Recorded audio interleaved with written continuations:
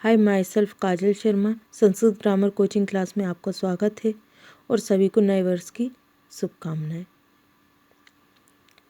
हम संधि पहले पढ़ चुके थे और जो उसके प्रकार हैं अब हम उसको विस्तृत में समझेंगे। इसको समझने के पहले आप मेरे चैनल को सब्सक्राइब कर दीजिए और बेल के आइकन को प्रेस कर दीजिए और यदि आपको मेरा वीडियो पसंद आता है तो लाइक करना मत भूलना। पहला है दीर्घ संधि। दीर्घ संधि जिन स्वर वर्णों के उच्चारण में दो मात्रा का समय लगता है वे स्वर वर्ण दीर्घ स्वर कहलाते हैं। जैसे बड़ा आ, बड़ी ई, बड़ा ऊ, रे ऋषि का, आई, ए, ओ, औ। ये 8 दीर्घ स्वर हैं।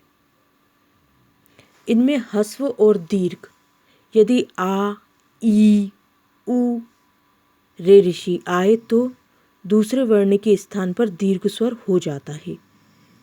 ह्रस्व मीन्स होता है छोटा और दीर्घ मीन्स होता है बड़ा।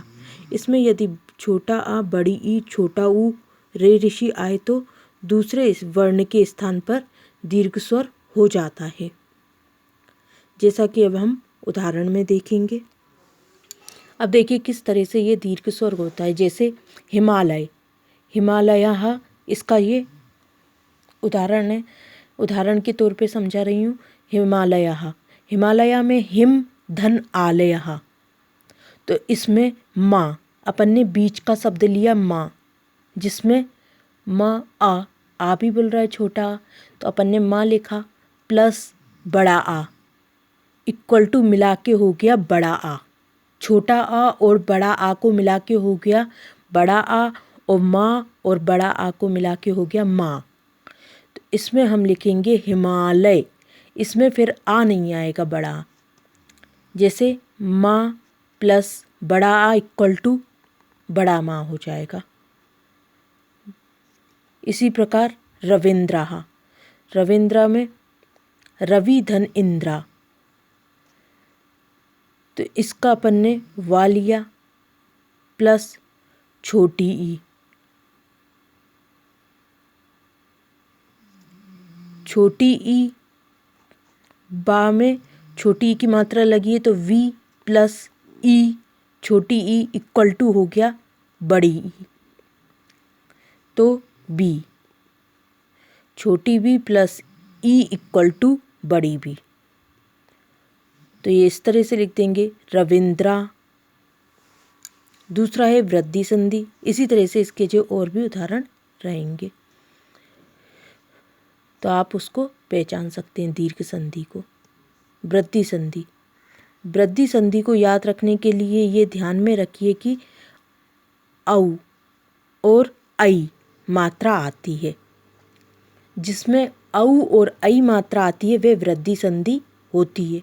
ये आपको ध्यान में रखना पड़ेगा, इससे आप कभी भूलेंगे नहीं। जैसे एक कई कम, तो इसमें एक धन एकम का, इसमें आ भी बोल रहा है, अपन ने छोटा आ लिखा प्लस ए लिखा, आ और ए को मिला के आई हो गया। ये हो गया एक कई कम। दूसरा है परमोषधि। परमोषधि में भी औ की मात्रा आई है इक्वल टू परम धन औषधि, तो माँ यानी छोटा आ प्लस औ इक्वल टू मिला के औ हो गया। छोटा आ प्लस औ इक्वल टू औ, परमोषधि। इसी तरह से इसके और भी उदाहरण रहेंगे जिनमें औ और आई की मात्रा आए तो वे वृद्धि संधि होती है। इस तरह से आप वृद्धि संधि को पहचान सकते हैं। तीसरा है गुण संधि। गुण संधि को याद रखने के लिए आपको ये ध्यान रखना पड़ेगा कि इसमें ए और आई ओ की मात्रा आती है। ए और ओ की मात्रा जिसमें भी आए तो वो गुण संधि है।